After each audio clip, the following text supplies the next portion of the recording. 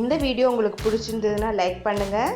இதுவரைக்கும் அன்னை சமையல் சேனலை சப்ஸ்கிரைப் பண்ணலன்னா ரெட் கலர் சப்ஸ்கிரைப் பட்டனை கிளிக் பண்ணுங்கள். தேங்க்யூ. அன்பு நண்பர்களே, அனைவருக்கும் அன்னை சமையலின் அன்பான வணக்கங்கள். இன்றைக்கி அன்னை சமையலில் நம்ம பார்க்க போகிற ரெசிபி கேழ்வரகு இட்லியும் கேழ்வரகு தோசையும். ரெசிபி போகிறதுக்கு முன்னாடி கேழ்வரகுல இருக்க சத்துக்களை பற்றி கொஞ்சம் சொல்லிடுறேன். கேழ்வரகுல கால்சியமும் இரும்பு சத்தும் அதிகமாக இருக்குங்க. பாலில் இருக்க கால்சியத்தை விட கேழ்வரகுல அதிகமாக கால்சியம் இருக்குது. 100 கிராம் கேழ்வரகுல பார்த்தீங்கன்னா 344 கிராம் கால்சியம் அதிகமாக இருக்குது. எவ்வளோ சத்து பார்த்தீங்களா?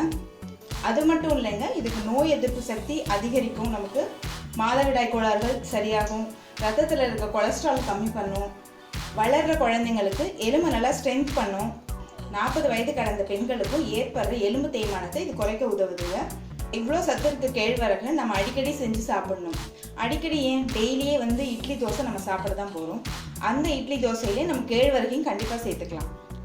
வாங்க கேழ்வரகு இட்லியும் தோசையும் எப்படி செய்யறதுன்னு பார்க்கலாம். இப்போ கேழ்வரகு இட்லி தோசை மாவு செய்யறதுக்கு தேவையான பொருள் என்னென்னு பார்த்துக்கலாம். கேழ்வரகு 1 கப், இட்லி அரிசி 1 கப், உளுந்து 1/2 கப்,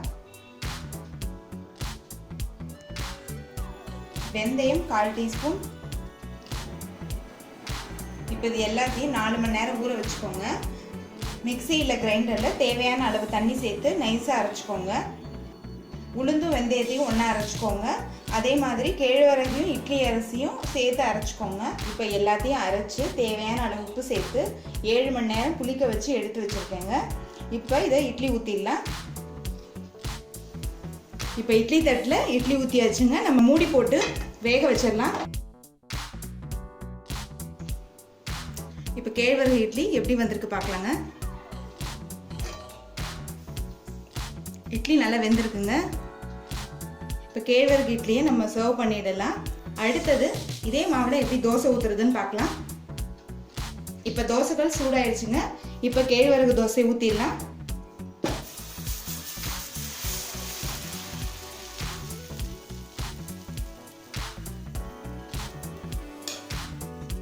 தேவையான அளவு நல்லெண்ணெய் சேர்த்துக்கலாம்.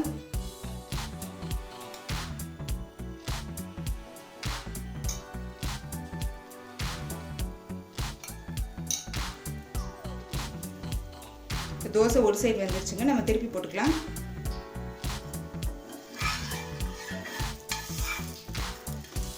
இப்போ கேழ்வரகு தோசை ரெடி ஆயிடுச்சுங்க. பாருங்க எவ்வளோ கிறிஸ்பியாக வந்திருக்கு. நம்ம சர்வ் பண்ணிடலாம்.